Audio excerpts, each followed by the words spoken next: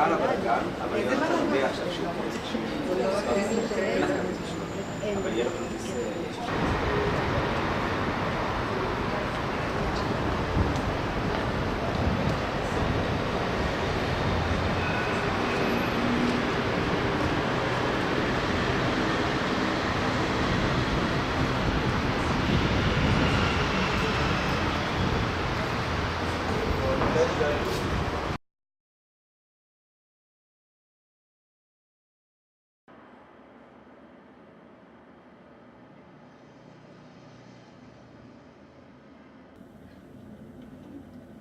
Tout au long de ce film, Gal m'a accompagné en tant qu'interprète.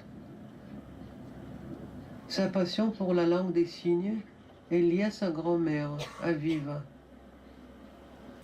It's the first time I see the entire movie as is. C'est la première fois qu'il voit le film en tant que tel. I find it very touching, very beautiful. Il trouve très beau et très touchant.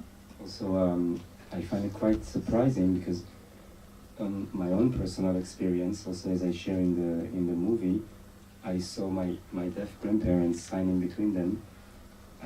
But then when I got to know the young deaf people, for me it was something that is much more like I could really dive into the real authentic language that is there. Il a découvert vraiment la véritable langue des signes et s'est plongé à l'intérieur quand il a rencontré des jeunes sourds, mais il avait déjà approché la langue des signes avec ses grands-parents. And somehow it's so interesting to see that also actually in the laboratory in the sign language laboratory they also find out that sign language even though the Israeli sign language is a very young language, the young people that use it are much more expressive.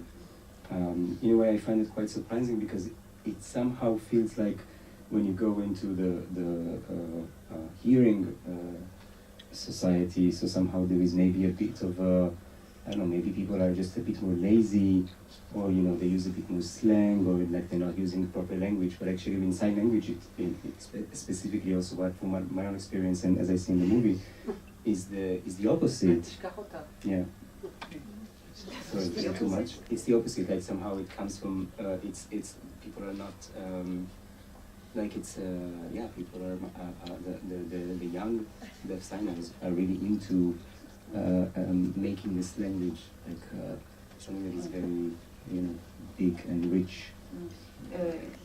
Les jeunes générations se sont appropriées la langue des signes et l'ont enrichie et you talk about slang also in sign language, l'argot. I mean, also I think that maybe in general there's something about that nowadays hearing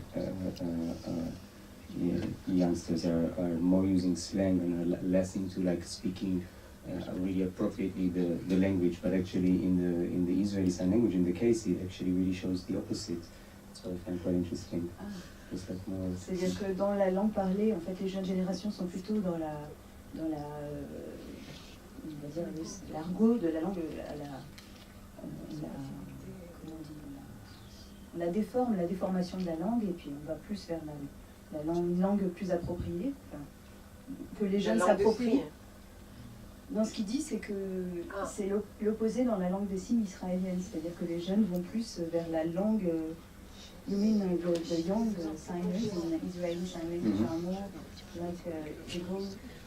I think the first thing, if you already mentioned slang, just something small. I think for many years the real native sign language was considered in some cases also as slang. But actually only nowadays, because of the help of such researchers and linguistics, they actually realized that it's not slang. For many years it was considered also within the deaf community as slang, but nowadays it's more understood that it's actually the highest form of the language. It's actually the opposite. Yeah. Okay. Non, en fait, ce qu'il voulait dire, c'est que la langue des signes israélienne était considérée comme une langue approximative, et aujourd'hui c'est devenu vraiment une langue. Enfin, c'est considéré comme une langue.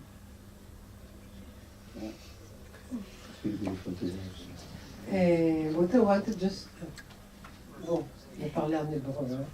Et ce que je voulais dire, c'est que je pensais tout d'un coup, en voyant vous deux, que Gal, il est acteur, hein, you are an actor, un performer, qui habite à Berlin, et que Rim, elle me quitte pour faire du théâtre. Hein.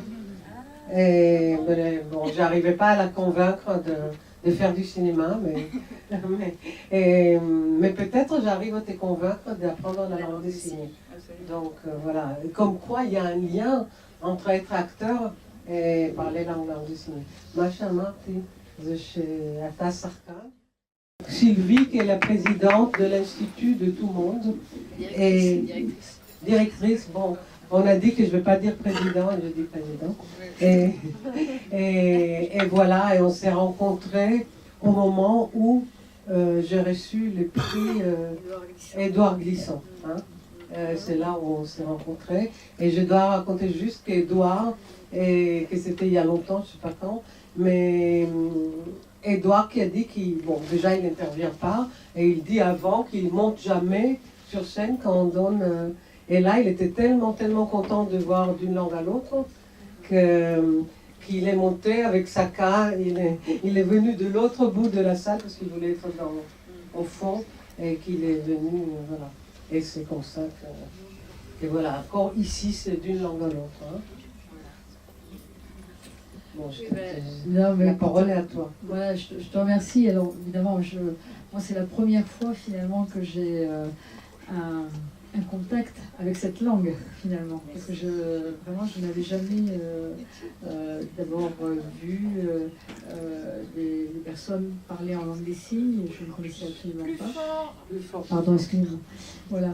Et puis, bon, c'est vrai que j'ai trouvé que vraiment ce film est vraiment passionnant. Vraiment, moi, ça m'a vraiment extrêmement intéressée. Et de savoir aussi que cette langue, finalement, c'est aussi une langue de résistance. Tu sais, on fait beaucoup à l'Institut de tout le monde les politiques de résistance.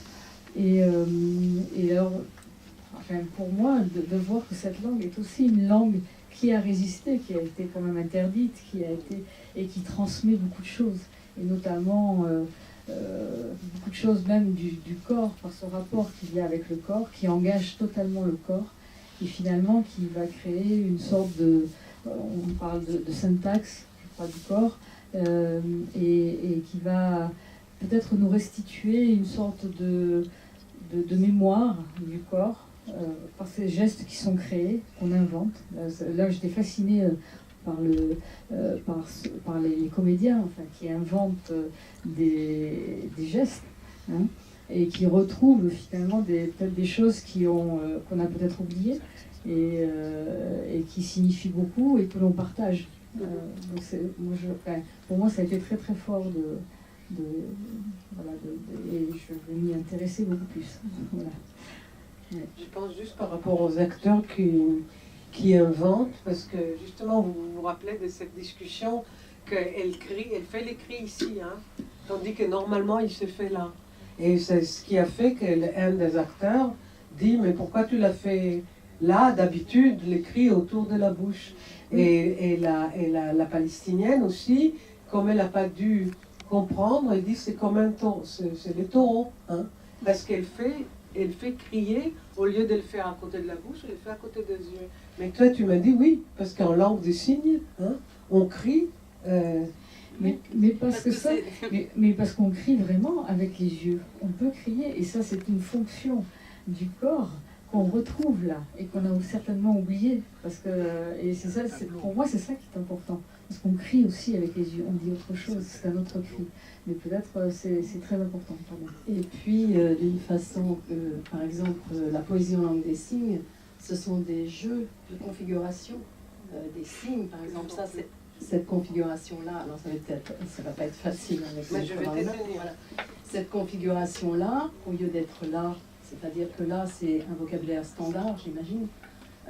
C'est-à-dire que c'est crié et c'est relatif, les sourds peuvent crier également, mais remis dans une expression poétique, ça peut, rien que par le déplacement, c'est un autre emplacement qui est choisi, et donc c'est la forme poétique parce qu'on garde la configuration mais on exprime le cri, c'est une pensée visuelle, c'est un monde visuel, et donc on place le cri au niveau des yeux.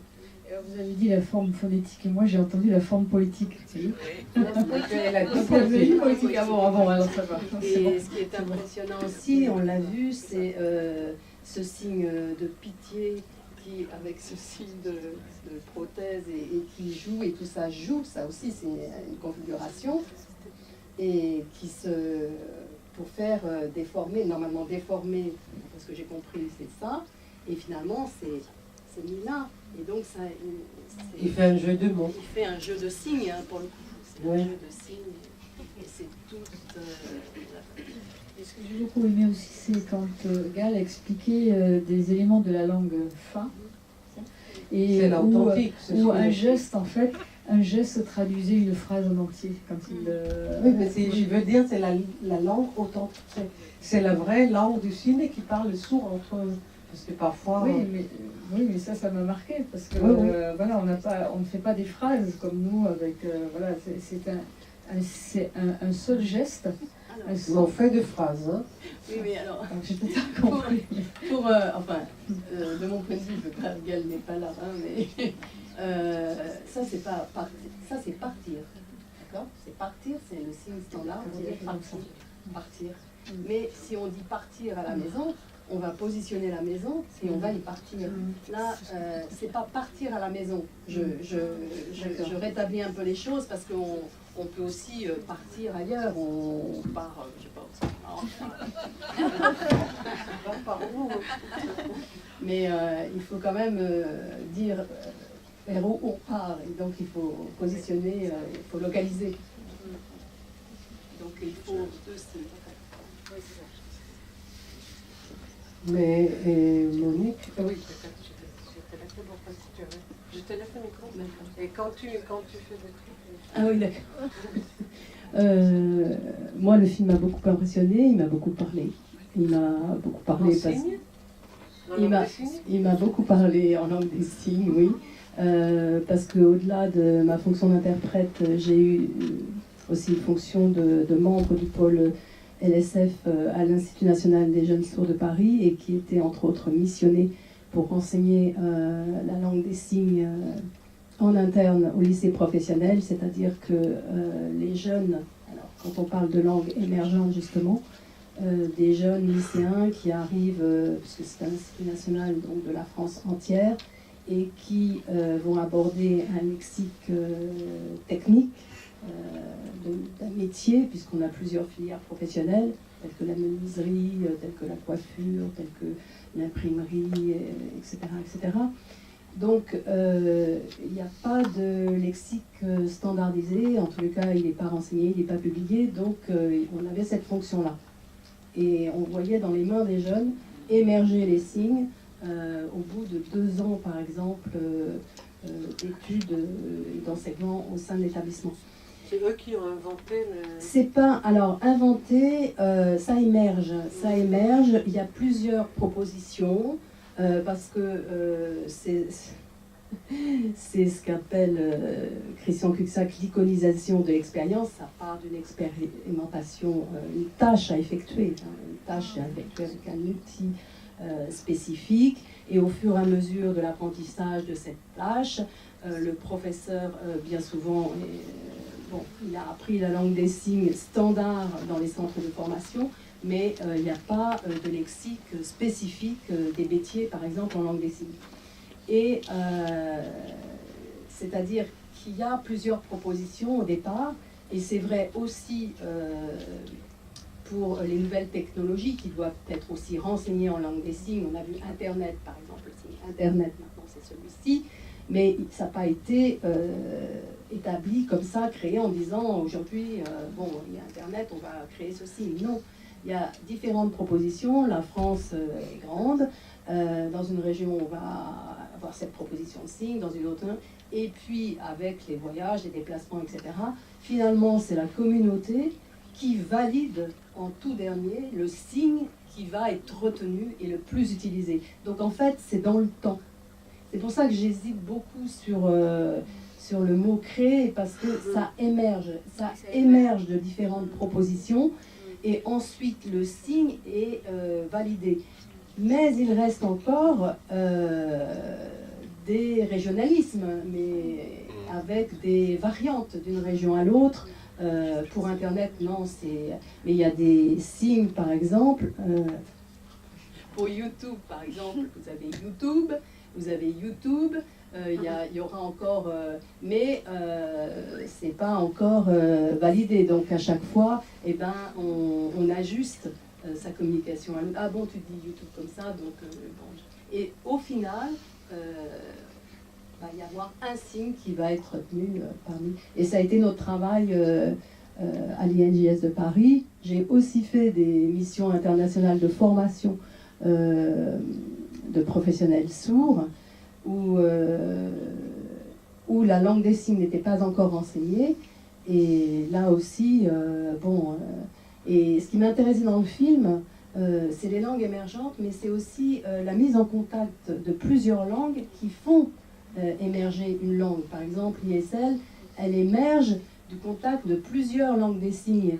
Et même à l'heure actuelle, il faut savoir qu'avec les échanges, parce que maintenant avec Internet, Skype, toute la technologie qui permet de communiquer très loin à l'autre bout du monde en langue des signes avec d'autres sourds, d'autres pays étrangers. Par exemple, moi j'ai retenu, ici par exemple, avant on faisait mail, par exemple un mail, c'était le signe, c'est l'arrobase, mail, envoi. Et maintenant je vois ça. Ça n'a pas été... et je le vois là dans le... Donc je vois des choses qui sortent de l'international pratiquement à mon avis. Et puis j'ai vu aussi dans ce film, j'ai reconnu le premier signe que j'ai appris pour dire naissance. Donc c'était naissance comme ça, le premier signe, avant que ce soit naissance, d'accord, la tête du bébé qui sort de... Et c'était la maman de Déby, et qui était d'origine marocaine. Donc cette naissance-là, est-ce que vient, puisque le Maroc était... Miad aussi le fait. Miad aussi. Donc il y a des choses qu'on reconnaît. Est-ce qu'on peut dire que c'est, par exemple, le Maroc a été un protectorat français, est-ce que ce serait la langue des signes qui aurait été en contact avec la langue? Enfin, peu importe.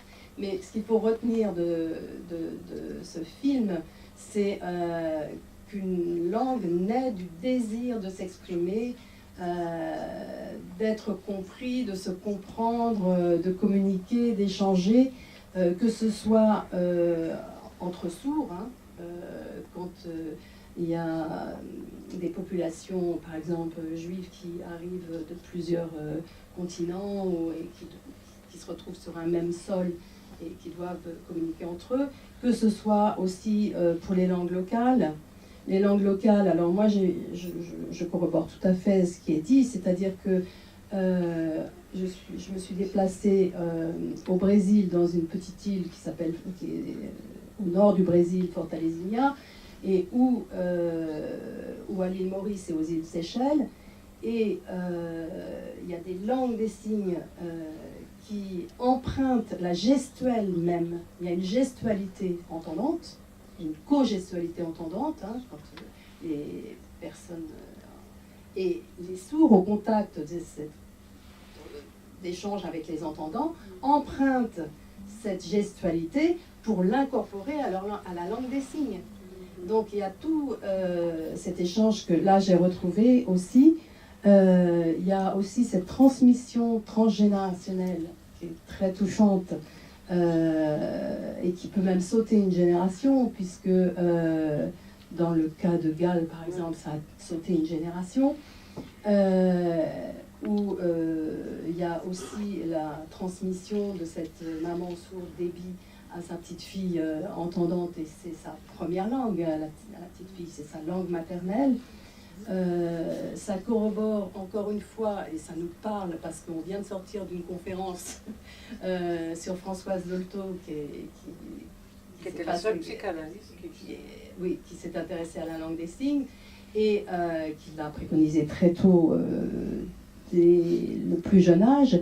Et il y avait un témoignage qui disait que, même pour des enfants entendants, une maman complètement dépourvue en termes de communication avec son enfant entendant, qui pleurait et qui n'arrive pas, et il y avait une préconisation d'utiliser, c'était un bébé, d'utiliser la langue des signes, et à partir de la langue des signes, il faut savoir que la langue des signes est investie beaucoup plus tôt par un enfant entendant que la langue vocale. Et ça, c'est Mais là, on le voit. Hein. Et à 10 mois, elle parle Elle dit à 10 mois. 10 mois. Là, aujourd'hui, on a dit... oui. Voilà, moi-même, j'ai travaillé avec une illustratrice, et il y a un livre, un ouvrage qui est paru et qui s'appelle « Parle avec tes mains », où c'est une maman sourde qui a enregistré son petit garçon entendant qui avait à peine 1 an, et qui, lui aussi, elle a fait comme débit, et il s'est d'abord exprimé en langue des signes avant de s'exprimer à l'oral, enfin en vocal. Je voudrais juste raconter. Voilà. Parce que l'autre jour, il y avait Amira, qui est une médecin et tunisienne, qui parle en langue des signes tunisienne. Alors elle nous a raconté que les mots mercredi se faisaient comme ça. Hein. Et pourquoi? Parce que tous les mercredis, il y avait une série télévisée où il y avait une actrice tous les mercredis. Et cette actrice, quand elle jouait, elle faisait toujours ça. Donc c'est devenu en Tunisie le mot pour dire mercredi. Hein. Mais c'est tout à fait ça, parce que c'est pareil. Nous, la langue des signes a été interdite en France 100 ans, de 1880 à 1980. Le réveil sourd est daté de 1970 ici, avec un retour à la langue des signes. Mais donc la langue des signes, quand on dit que c'était une langue de résistance, mais c'est une langue aussi qui a été vécue par les sourds, une langue de l'intime. Parce que comme elle a été interdite, elle a continué à vivre. Une chance, parce que les enfants étaient en internat, donc il y avait des micro-communautés et que les enfants s'exprimaient en langue des signes, et c'est cette langue des signes qui ensuite a ressurgi. Mais du coup, en France, je ne sais pas comment ça se passe dans les autres pays, mais comme c'est une langue de l'intime, c'est la langue, ils en sont propriétaires. Les personnes sourdes sont pratiquement propriétaires de leur langue, parce que c'est une langue aussi de l'intime. Bon, ça commence parce qu'elle est médiatisée, et pour en revenir au jour de la semaine, par exemple, Asnières, Saint-Jacques, où il y avait 2 internats, mais où les échanges étaient peu fréquents, Asnières a développé son lexique, sa langue des signes, et Saint-Jacques l'a développé. Et Saint-Jacques a la prévalence aujourd'hui, c'est son lexique qui prévaut par rapport à celui d'Asnières, qui a tendance à disparaître. Mais par exemple, pour dire jeudi, c'est le J, hein, c'est la configuration du J, et c'est jeudi, mais par exemple, Asnières faisait jeudi, comme il faisait chien, alors que Saint-Jacques faisait chien. Il y avait couleur, et Asnières faisait couleur.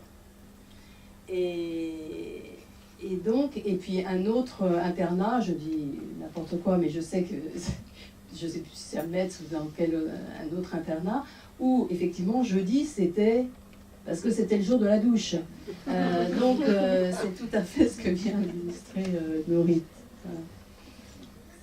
Quelles étaient les raisons invoquées pour la... Toufik. Non, je peux parler fort là. Non, c'est juste les raisons de l'interdit, pendant un siècle, de la langue des signes en France. Quelles étaient pas en les raisons France. invoquées? Attends, peut-être tu racontes quand même, il y avait un congrès à Milan en 1880 où les langues des signes étaient préconisées d'être interdites. D'ailleurs, juste après, tu vas peut-être... Et en même temps que les langues régionales, hein, mais en même temps que les langues régionales, à la même... Mais c'est pas la seule raison, mais les raisons, je propose de l'imaginer, les raisons. Hein, mais Oui, mais de toute façon, ça échappe, évidemment. C'est des langues secrètes, c'est comme le créole. Le créole a toujours été interdit jusqu'à très, très récemment. Hein. On ne pouvait pas parler du tout à l'école, ou on ne parlait que le créole chez soi. Mais c'était absolument interdit à l'école. oui, mais là, je crois que là, il y a des raisons pour la langue des signes. Je crois qu'on peut imaginer beaucoup de raisons. Mais une des raisons que toi, que je pense, hein, parce que c'est toi, tu vas aller savoir, que ce que dit Gall, que c'est une langue sexy. Et c'est une langue sexy. Et je crois, 1880, c'était trop sexy. Et c'est resté... Non, je le crois vraiment, que c'était trop... Too much. C'était too much. Hein, hein. La langue du corps, quoi. La langue du corps, mais que tout ce que Gall dit comme étant la chose qui l'attire, je crois que ça était justement la chose qui... Parce que même maintenant, les gens sont très dérangés quand les gens parlent la langue des signes. J'ai entendu des gens les dire que c'est trop corporel, etc. Hein. Mais bon, d'autres raisons. Mais, c'est toi qui vas les dire. est-ce que Au congrès de institutionnellement, Milan, ce n'est pas la raison qui a été Ils ont donnée. pas les dit. Et non, C'est ils pour n'ont ça. pas dit C'est c'est pour une ça langue que- trop sexy ou c'est une langue... Mais ça empêchait pour eux l'acquisition de la langue orale. C'est-à-dire que c'est ça, parce qu'on appelait oraliste, ils ont commencé à enseigner aux gens à parler. Et d'ailleurs, aujourd'hui, on a vu une femme sourde hein, qui parle parfaitement. Hein. C'est-à-dire que, comme Debbie montre comment, mais déjà, ils peuvent, c'est pour ça qu'ils ne veulent pas dire qu'ils sont, parce qu'on dit surmuets, ils ne sont pas muets. Hein. Mais il y a l'interdiction. Je crois qu'on préconise, nous tous, les bilinguismes, c'est-à-dire au départ, quand les enfants sont petits, que les parents parlent, et après on peut envisager l'autre, ou après, ou en même temps, l'autre langue. Hein, parce que je crois que la fille de Debbie Haggard, elle est bilingue complètement, elle a appris les deux langues en même temps, elle parle complètement. Elle parle la langue des signes, avec ses grands-parents maternels, et avec ses grands-parents maternels, non, à l'envers. Bon, bref, les grands-parents paternels sont entendants et maternels sourds. Et parlaient avec... bon, ils étaient dans les parages. Hein. Tu veux dire hein? Par contre, les gestes, parce qu'on n'appelait pas ça une langue, on appelait ça des gestes, et les gestes, c'est vrai que ça renvoyait à une image animale. Mais il y avait tout, c'est-à-dire on peut imaginer toute la médecine, la technique, etc.